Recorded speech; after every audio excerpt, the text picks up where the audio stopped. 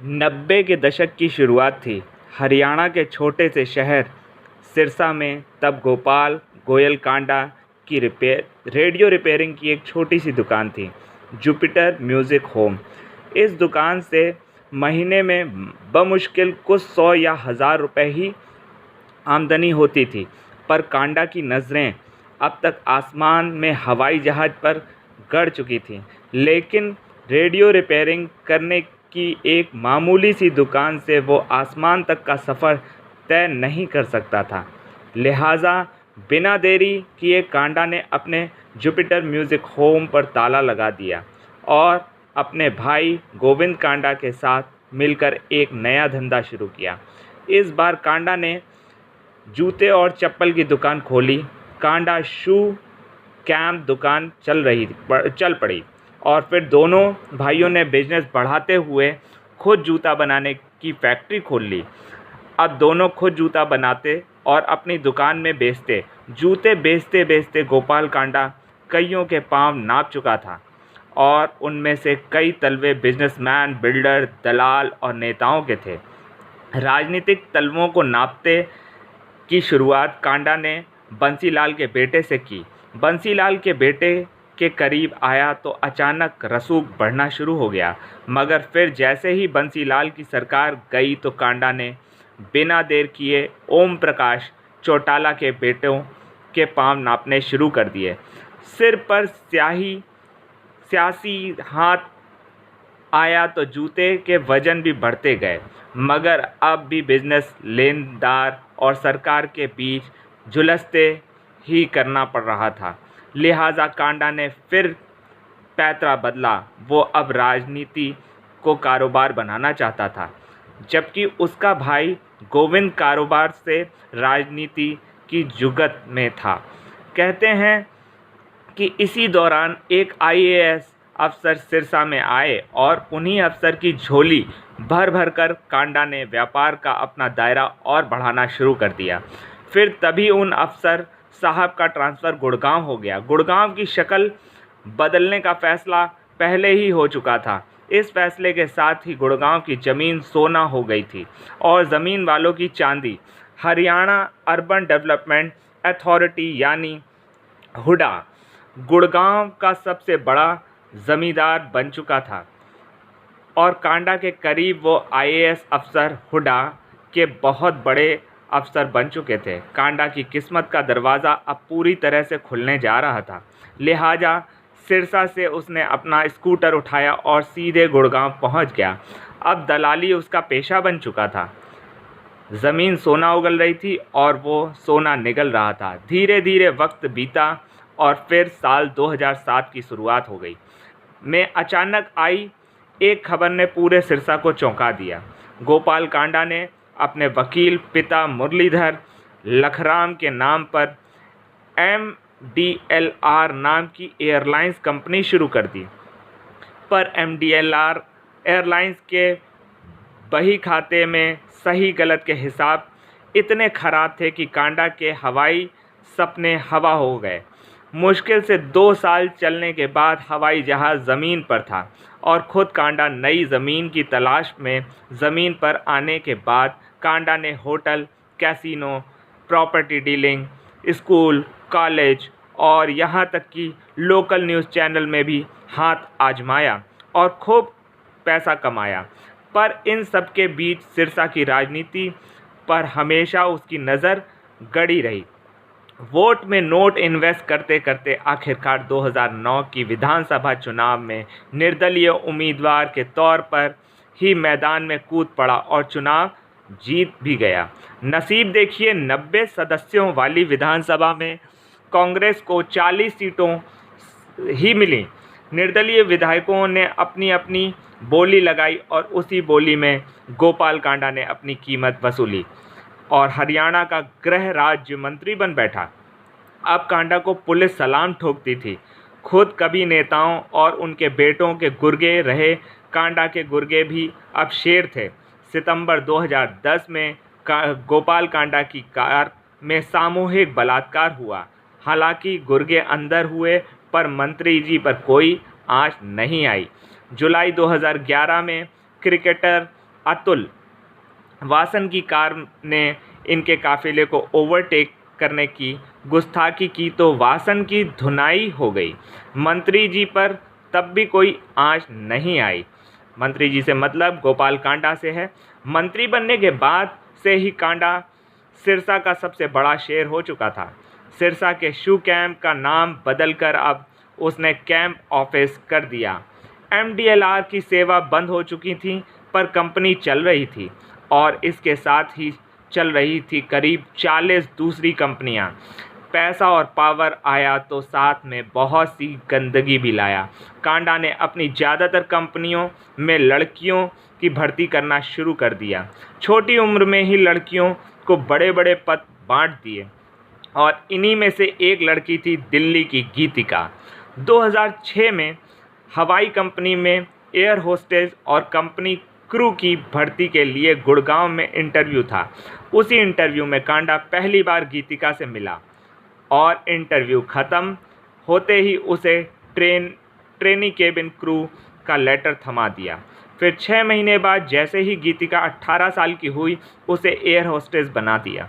इसके बाद वो गीतिका की तरक्की और वक्त के बीच जैसे रेस लग गई। वक्त से भी तेज गीतिका तरक्की की सीढ़ियां चढ़ती गई। 3 साल के अंदर कंपनी में ट्रेनी से कंपनी की डायरेक्टर की कुर्सी तक गीतिका पहुंच गई। ये सब मेहरबानी गोपाल कांडा की थी। पर फिर अचानक कुछ ऐसा हुआ कि गीतिका कांडा और उसकी कंपनी दोनों से दूर चली गई। गीतिका कांडा एमडीएलआर से दूर चली गई। उसने दुबई में नौकरी कर ली, पर कांडा ने उसे दिल्ली वापस आने पर मजबूर कर दिया। दिल्ली आने के बाद भी कांडा ने गीतिका का पीछा नहीं छोड़ा और इसी वजह से उसका दम कुछ इस कदर घुटने लगा कि उसने अपना गला ही घोंट लिया। पर मरने से पहले 2 पन्नों में गीतिका वो सच लिख गई जिसने पहली बार कांडा को ज़मीन नापने पर मजबूर कर दिया। हवाई जहाज़ से तो वो पहले ही उतर चुका था, पर उसे अपने जूते को आजमाने का मौका गीतिका के सुसाइड नोट ने ही दिया। 12 दिन तक पुलिस से भागने के बाद आखिरकार कांडा के पैर और जूते दोनों थक गए और शायद इसी के साथ अब उसकी रफ्तार भी थम जाए। जिस शख्स को पकड़ने के लिए दिल्ली पुलिस ने 12 दिनों से अपने सारे घोड़े खोल दिए थे, जिसकी गिरफ्तारी को लेकर बड़े बड़े दावे किए जा रहे थे, उस गोपाल कांडा को पुलिस उस वक्त भी नहीं पकड़ पाई जब वो एलानिया खुद अपने पैरों पर चलकर थाने की दहलीज तक पहुंच चुका था। सच यही है कि गोपाल कांडा ने भागने से लेकर सरेंडर करने तक सब कुछ ठीक वैसे ही किया जैसा उसने सोचा था। हम कांडा को बहुत जल्द गिरफ्तार कर लेंगे। हमारे बेस्ट बॉयज़ इस काम पर लगे हैं। ये मैसेज कमिश्नर साहब ने 17 अगस्त की रात करीब 10:30 बजे उस वक्त ट्वीट किया जब ये खबर आई कि गोपाल कांडा आज रात कभी भी सरेंडर कर सकता है। हर किसी को ये पता था कि गोपाल कांडा रात के अंधेरे में अगर सरेंडर करेगा तो कहाँ करेगा।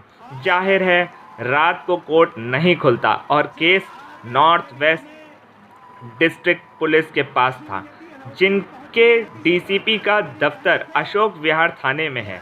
लिहाजा खबर ब्रेक करते ही तमाम क्राइम रिपोर्टर जितनी जल्दी पहुंच सकते थे अशोक विहार थाने पहुंच गए। रिपोर्ट्स और न्यूज़ चैनल के ओबी की हर पल बढ़ती तादाद को देखते हुए मजबूरन थाने के बाहर अब पुलिस वालों की भी तादाद बढ़ने लगी। आला पुलिस अफसरों के रिपोर्टर्स के पास फ़ोन आने लगे कि क्या सच में कांडा सरेंडर करने आ रहा है। रिपोर्टर्स के अपनी खबर पर डटे रहने के बाद रात 11 बजे के बाद पहली बार पुलिस को लगा कि नहीं, खबर में दम है। लिहाजा सो चुके या सोने जा रहे पुलिस अफसरों को हड़बड़ाकर उठाया गया और उन्हें पुलिस के भारी जमावाड़े के साथ अशोक विहार थाने के बाहर तैनात कर दिया गया, ताकि कम से कम गोपाल कांडा आए तो उसे पकड़ने के लिए पुलिस वाले तो मौजूद हों। वक्त बीतने के साथ अब हालात भी तेज़ी से बदल रहे थे।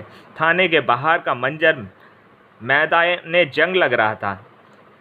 बस अटपटा ये था कि पुलिस दुश्मन की तरह बढ़ने की बजाय अपनी जगह खड़ी उसके आने का इंतज़ार कर रही थी। कमिश्नर साहब के ट्वीट के उलट इसके बाद रात 12 बजे 10 मिनट पर नया तमाशा शुरू होता है। कांडा के आने से पहले उसके समर्थक अशोक विहार थाने के बाहर आ धमकते हैं, गोपाल कांडा के नाम के नारे लगाते हैं और उसके स्वागत के लिए वहीं डट जाते हैं। इस पूरे तमाशे की अगुवाई करता है उसी गोपाल कांडा का भाई। तमाम पुलिस वालों के सामने थाने के बाहर खड़े होकर गोपाल कांडा का भाई यहाँ पहुँचने और सरेंडर करने का ऐसा ऐलान करता है जैसे चुनावी रैली में अमूमन किसी बड़े नेता या बड़ी हस्ती के पहुँचने का ऐलान होता है।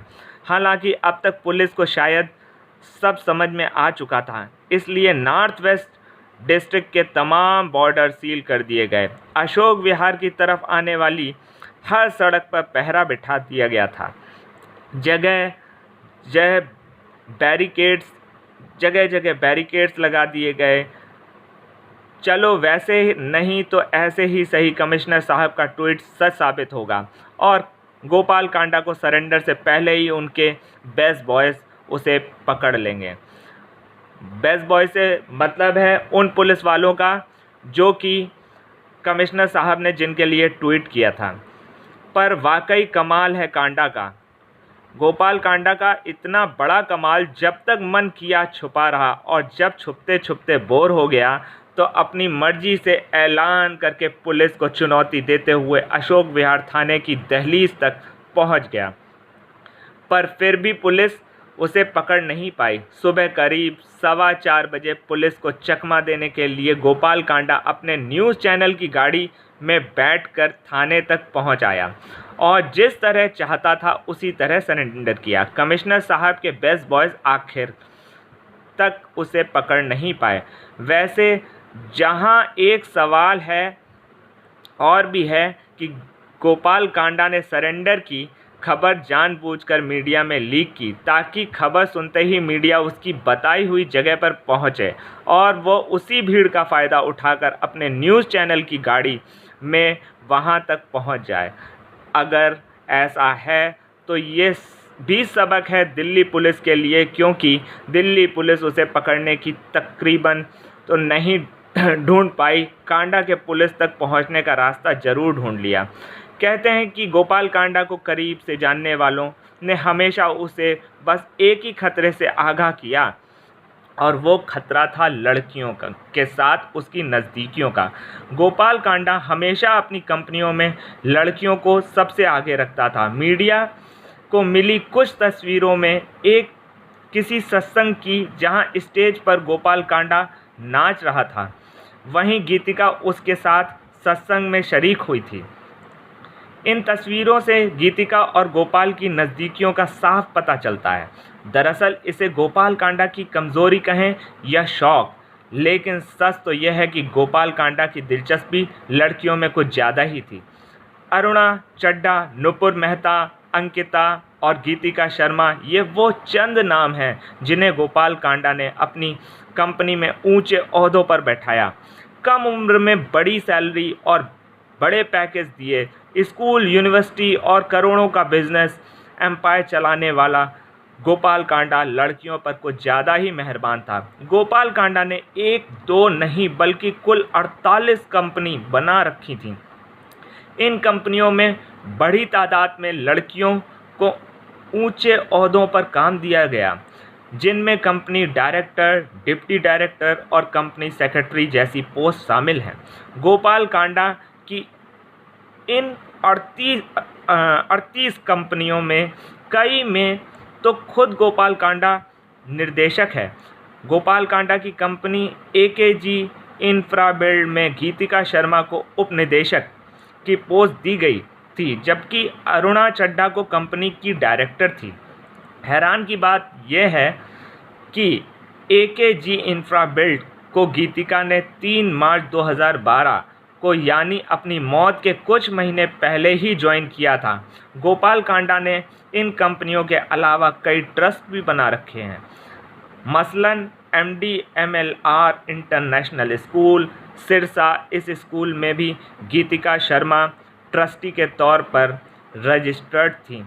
कांडा की कंपनी में अरुणा चड्ढा और गीतिका एक दूसरे से कितनी नफरत करती थी, उसका जिक्र तो गीतिका के सुसाइड नोट में है। अरुणा और गोपाल कांडा अब दोनों ही पुलिस की गिरफ्त में हैं और पुलिस गीतिका की खुदकुशी की वजह जानने के साथ ही कांडा के करोड़ों के साम्राज्य का हर सच उगलवाने की कोशिश कर रही है।